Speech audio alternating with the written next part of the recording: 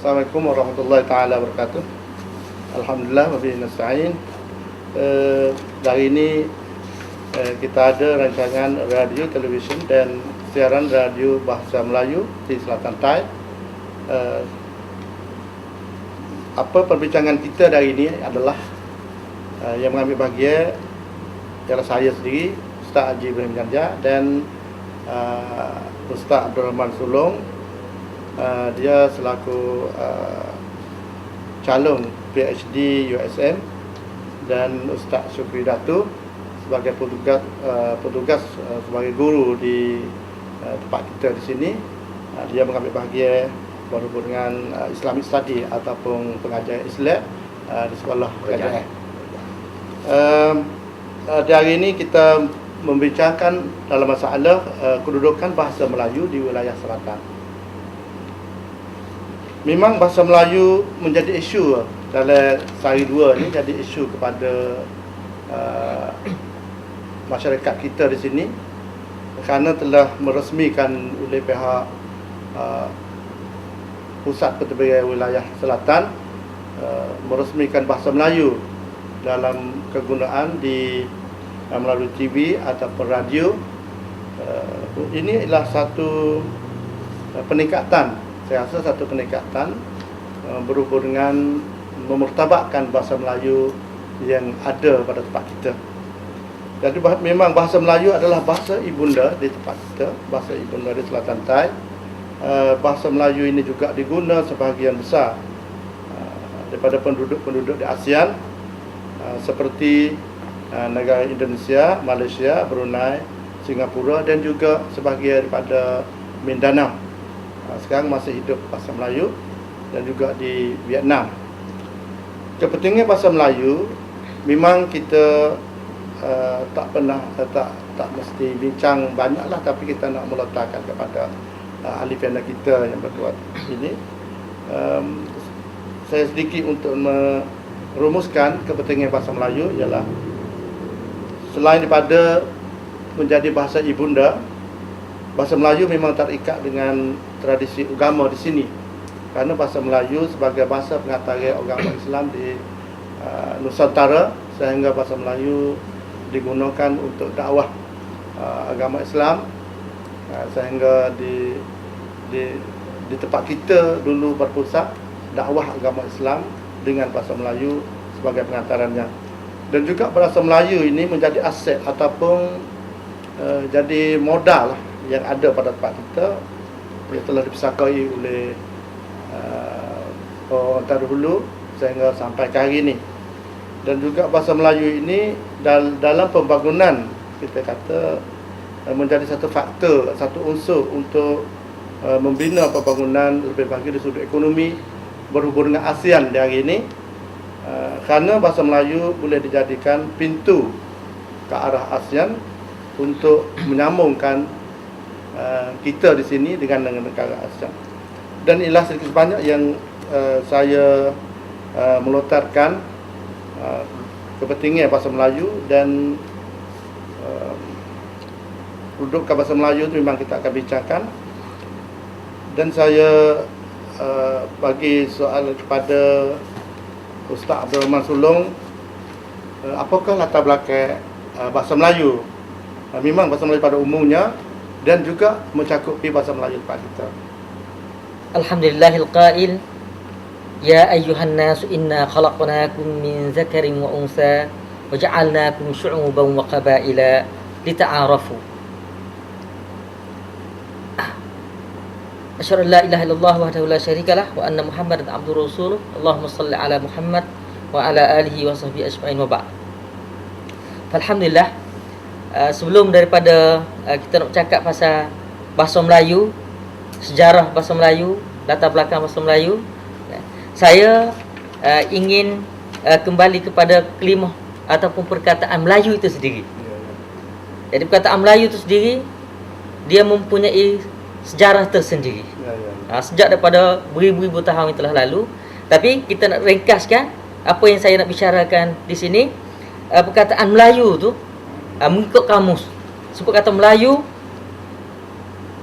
dia kata perkataan Melayu ni merujuk kepada seseorang yang dapat menuturkan bahasa Melayu sebagai bahasa ibunda. Lagi pula dapat mengamalkan adat istiadat Melayu dan menganut agama Islam. Jadi kalau kita tengok di sini, kita akan dapat 3 perkara besar-besar. Nak panggil Melayu, satunya boleh bertutur bahasa Melayu. Boleh bertutur, bukan bertutur dengan belajar tak. Dia lahir kerana ibu dia bercakap bahasa Melayu, mak ayah dia bercakap bahasa Melayu, nenek dia bercakap bahasa Melayu, dia terus boleh bercakap bahasa Melayu. Tu panggil sebagai bahasa ibunda, bahasa pertama. Yang kedua, dia amal adat istiadat Melayu. Segi pakaian dia, baju dia, kain dia, adat perkahwinan dia, apa semua pesek orang Melayu. Sekalipun ada sama dengan agama bangsa-bangsa lain, tapi orang Melayu tak ada yang tersendiri. Cara dia. Kemudian satu lagi, kalau ikut pentakrifan ni, dia kata menganut agama Islam. Menganut agama Islam. Jadi ini jelaslah kenapa tempat kita biasanya kalau Melayu biasanya dikait dengan Islam. Dengan sendiri Melayu tu Islam. Itu pada galiknya begitu. Sebab tu tiga faktor yang besar-besar. Kemudian kita tengok pula UNESCO sendiri, satu pertubuhan yang diiktiraf umum di dunia tu, pada tahun 1972. Tahun 1972 dia memberi pengertian mengenai istilah Melayu tu. Dia kata merujuk kepada suku bangsa Melayu di semenanjung Malaysia. Orang Malaysia, orang Thailand masuk juga, dia sebut juga dalam tarikh UNESCO tu. Malaysia, Thailand, Indonesia, Filipina, Madagaskar, Sri Lanka, Afrika Selatan. Jadi orang Melayu juga. Jadi semua tu masuk dalam tarikh UNESCO. Tak ada kata tempat-tempat disebut tadi tu, negeri-negeri yang disebut tu, orang ni adalah orang Melayu. Dia iktiraf oleh dunia. Jadi masuk dalam kata tadilah, cakap Melayu. Cakap Melayu. Anak mari cakap Melayu. Ya, ada istiadat Melayu dan sebagainya. Jadi ini mula pada tahun 1972. Dekat 30 tahun lebih dah. 30 tahun dekat 40. Masuk 40 dah. Dekat 40 tahun dah. Ini lebih sikit sebanyak mengenai perkataan Melayu tu sendiri.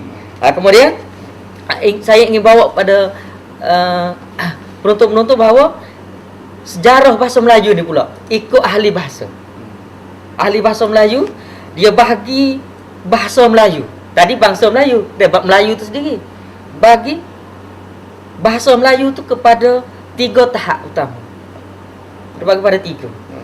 Yang pertama, bahasa Melayu kuno. Yang kedua, bahasa Melayu klasik. Dan yang 3, bahasa Melayu moden. Bahasa Melayu moden. Jadi 3 tu. Bahasa Melayu kuno, pertama ni, ikut ahli bahasa dia kata, kita nak panggil bila? Sebenarnya Melayu tu lah ada lama dah. Ada lama dah. Dia ikut dia ada orang panggil skop masa dia. Dia kata mula daripada abad yang ke-7. Abad yang ke-7. Masihi lah. Maksudnya yang 7 Masihi hingga kepada abad yang ke-13. 7, 8, 9, 10, 11, 12, 13. 7 korun. Ni mana pada masa kerajaan Sriwijaya. Kalau orang ngaji sejarah tu lah, dia ada kerajaan Sriwijaya. Mula pada masa tu bahasa Melayu kuno. Bahasa-bahasa yang digunakan masa tu dikatakan bahasa Melayu kuno. Jadi masa ni orang-orang Melayu masa tu belum beragama Islam. Agama dia adalah agama Buddha, Brahma. Nah, dia ni terpengaruh dengan bahasa Sanskrit. Banyak ambil bahasa Sanskrit ni kerana bahasa apa? Bahasa agama dia. Bahasa agama masa tu. Masuk. Jadi bahasa Melayu kuno panggil.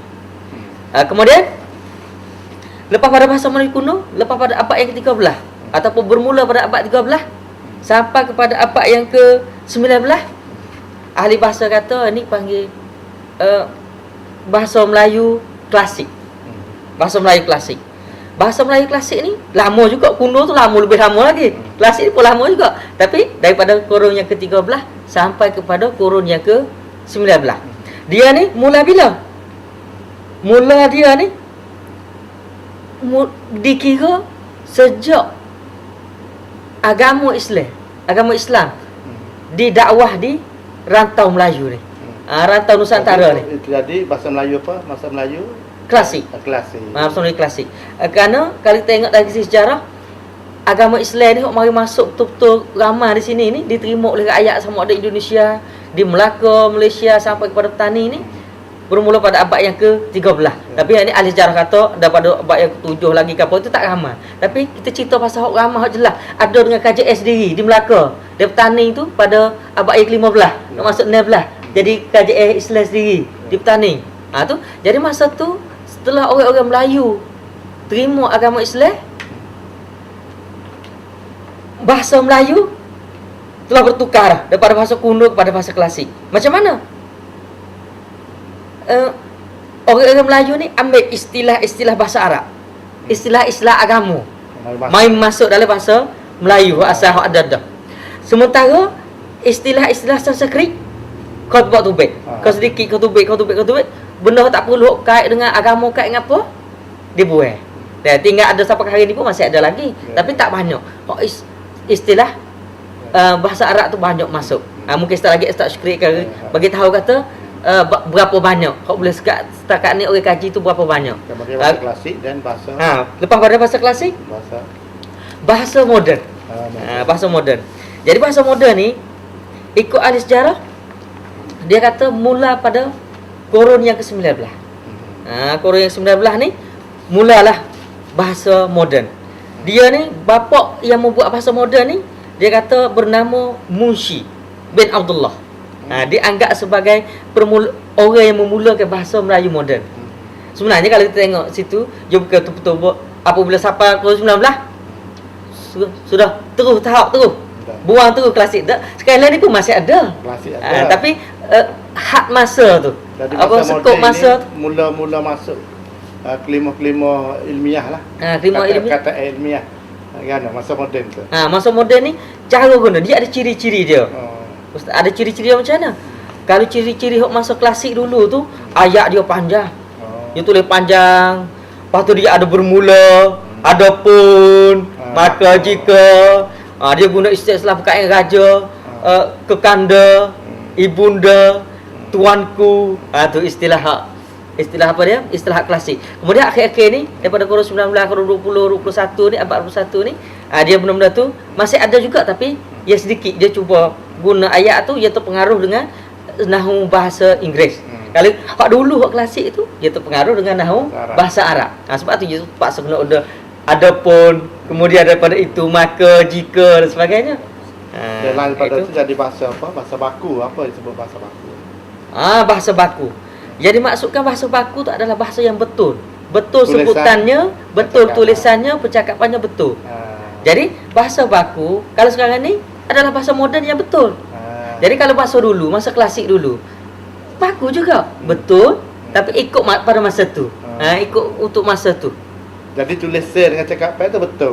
Tulisan dengan cakapan itu ialah betul. Macam makan, mi alif kah nun. Ya, makan. Betul. Tapi kalau kita panggil kata makan itu bukan bahasa baku. Itu bahasa dialek. Dialek. Lahjah lah. Ya. Itu ni sama. Bahasa baku tu sama ada perkataan atau ayat dia. Ayat dia pun kena susun ikut. Ikut moden punya. Kaedah kata macam ni, ikut kaedah. Ikut kaedah. Sebutan betul, ayat pun betul. Itulah, terima kasih kepada Ustaz Abdul Rahman yang berhubungan tentang latar belakang bahasa dan mengemukakan duduk bahasa. Dan dari sini saya meletakkan soalan berhubung dengan bahasa Melayu ini memang berhubung dengan kedudukan agama Islam, dakwah agama Islam. Pada sejak dulu dalam kata bahasa apa tadi klasik, kita mari pada bahasa baku.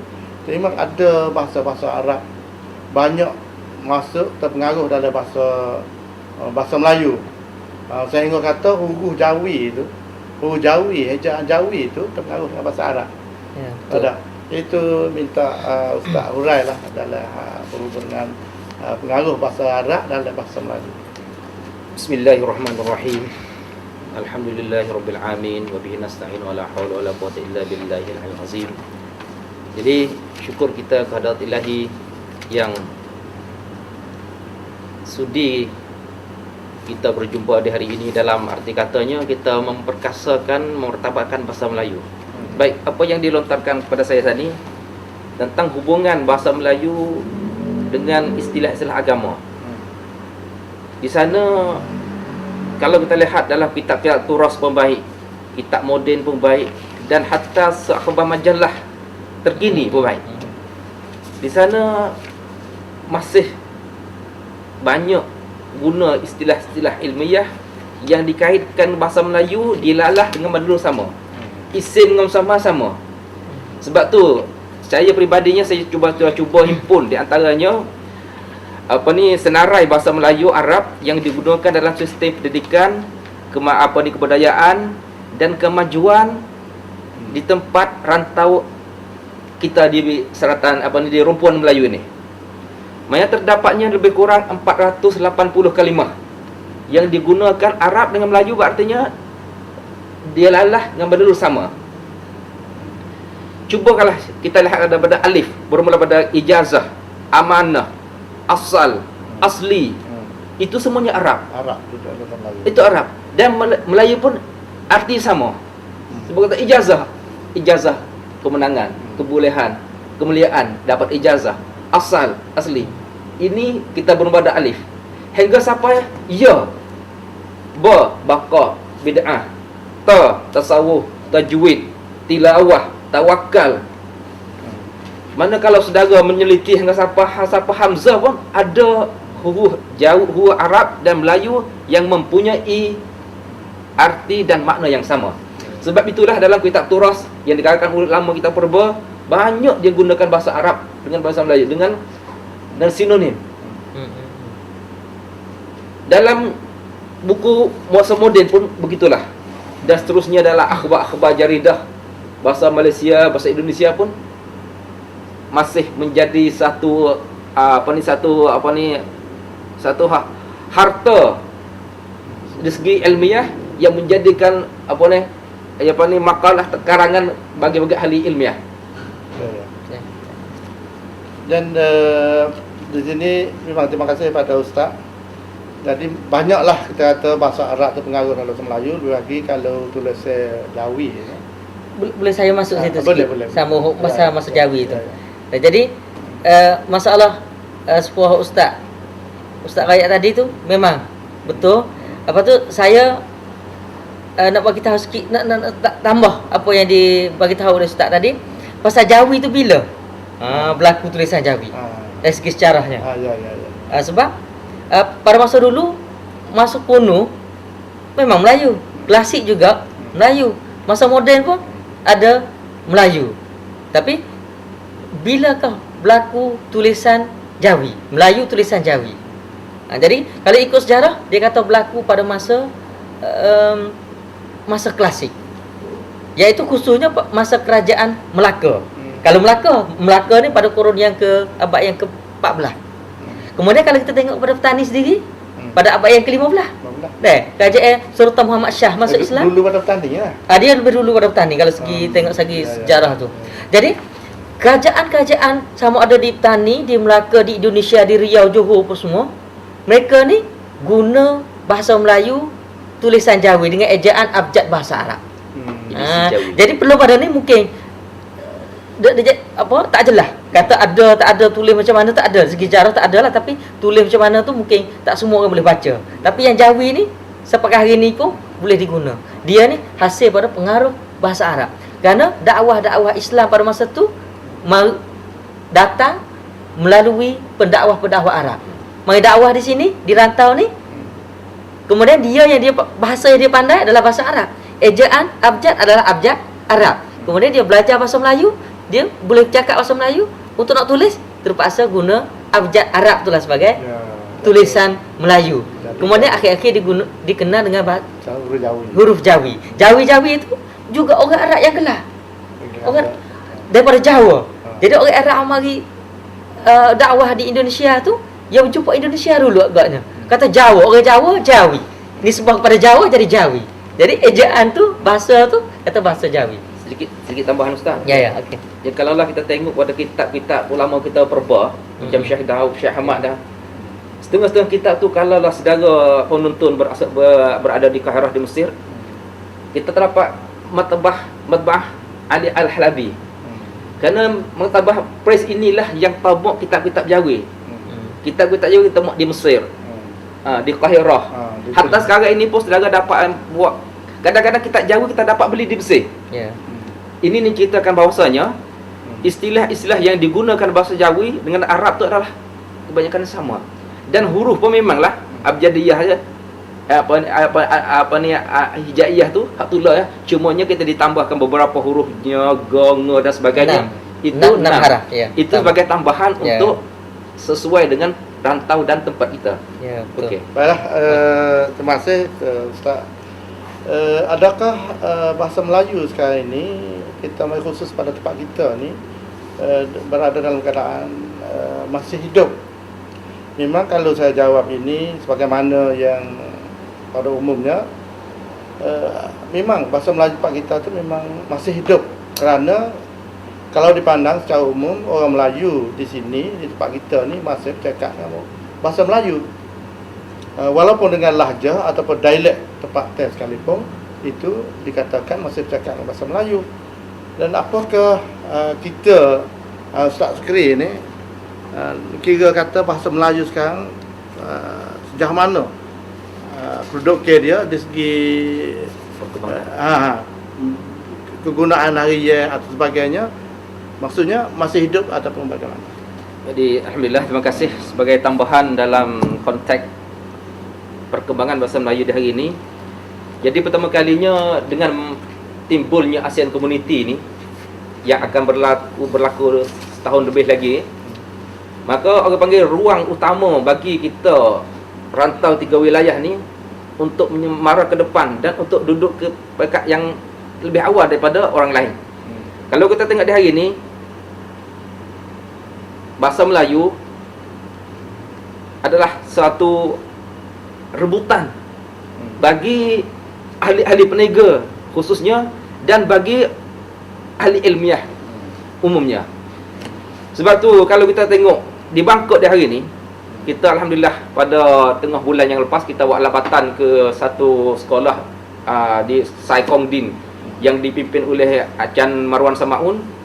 Maka kita jumpa dengan beliau dan dapat taklimat bahawa beliau di hari ini satu era baru, dijadikan bahasa Melayu satu subjek bagi pelajar-pelajar di sekolah Sai Kong Din di Acan Marwan lah.